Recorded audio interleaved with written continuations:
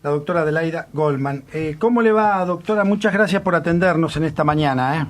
Hola, ¿qué tal? Buenos días. Todos estos días hemos estado haciendo una serie de notas que tienen que ver con estos efectos increíbles que está ocurriendo, no los efectos, con el hecho de que se están sufriendo temperaturas jamás pensadas, aunque han ocurrido algunas en el pasado, pero sabemos que es cada vez de manera más asidua que la zona patagónica tenga temperaturas tan altas, y yo pensaba cómo influye en la flora, en la fauna, y cómo influye en la población humana y qué efectos clínicos puede traer estos cambios a poblaciones que no, por supuesto, no están acostumbradas o por lo menos en los últimos años, algunos casos, pero ahora cada vez más. Sí, seguro, es un poco esto, es el ejemplo o por ahí el día a día de cómo uno ve el calentamiento global, cómo incide en la producción, en la economía y también en la salud de las personas.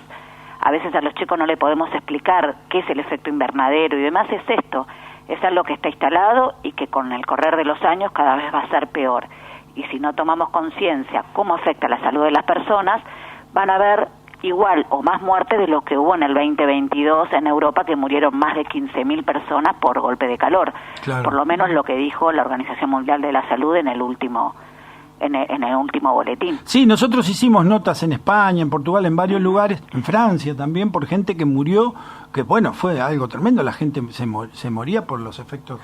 Sí, y muchas veces lo que pasa que dentro de nuestra cultura epidemiológica a veces no contamos al muerto como una circunstancia de varios factores. Tal vez en los certificados de función dice neumonía, tal vez dice insuficiencia renal, tal vez dice infección urinaria, tal vez dice infarto. Pero más allá de las comorbilidades que estos pacientes tenían, esta nueva mirada de pensar que esta descompensación en su enfermedad crónica, el calor fue un factor condicionante, como muchas veces lo es otras circunstancias como el cigarrillo, la obesidad, la diabetes no tratada, en fin. Doctora, buen día. Romina Sosnava la saluda. ¿Cómo está? Hola, buen día. Quería preguntarle si esta es la primera vez, que el hospital allí en Neuquén, porque las noticias lo que decían es que con esta tremenda ola de calor, usted describía muy bien lo que le pasaba a algunos pacientes, si era la primera vez que pasaba, que el hospital estaba colapsado, ¿cómo se manejaron? Porque de alguna manera también está el COVID, ¿no?, presente, entonces de alguna manera no se sabía bien si tenían algunos síntomas son similares, usted me dirá si esto fue así o no, y tenían que hacerle hisopado. ¿Cómo se manejaron? Sí, en general, si hablamos de colapso, es que estoy sobrepasado y no puedo atender pacientes. Ajá. No, estuvo saturado, que significa que se completaron todas las internaciones. Y las guardias se llenaron de pacientes, que por ahí necesitaban internación, pero se debonaron las mismas. Nosotros tenemos la particularidad de que el paciente que no podemos internar lo podemos derivar. Eso es un poco las circunstancias. Muchas veces sí tienen síntomas respiratorios y ahí, dependiendo cada caso particular, algunos se hisopan y otros no es necesario. Porque a veces el diagnóstico es clínico, pero si yo tengo que internar ese paciente, siempre tengo que descartar COVID porque no puedo mezclar pacientes respiratorios de no respiratorios en las internaciones, porque si no, creo un nuevo foco de contagio. De todas maneras, Neuquén tiene una particularidad muy que debe ser tomada en cuenta. Ajá. Es una provincia con mucho empuje, todos saben que es muy fácil el acceso a la salud, a la educación y, por qué no, al trabajo con este empuje que tiene por el petróleo. Entonces es una provincia donde se va duplicando año a año la población. Por ahí no todos los años, pero sí en 10 o 20 años se duplica la población. Y el crecimiento de los servicios públicos y de las camas disponibles a veces no es paralelo, porque hay olas continuamente de migrantes. Entonces, bueno, a veces esto de que haya tanta radicación en la provincia y que a veces eso no es directamente proporcional con el aumento de los servicios de salud y hace que se saturen más rápido que por ahí en otros lugares. Doctora, usted dirige el hospital más grande, ¿no?, de la provincia. Yo soy directora asociada y mi especialidad es la emergentología. Pero usted hace varias cosas más, ¿no? Estudió muchas cosas. Yo tengo varias carreras. En verdad siempre me gustó mucho la biología, soy médica veterinaria, egresé en Tandil, desarrollé mucho tiempo la clínica veterinaria, fui docente universitaria y después estudié medicina y hoy estoy ocupando este lugar de dirección asociada del hospital de más complejidad de toda la Patagonia Argentina. Es decir, que si yo saco un turno con usted, puedo ir con alguno de mis perros también, ¿no?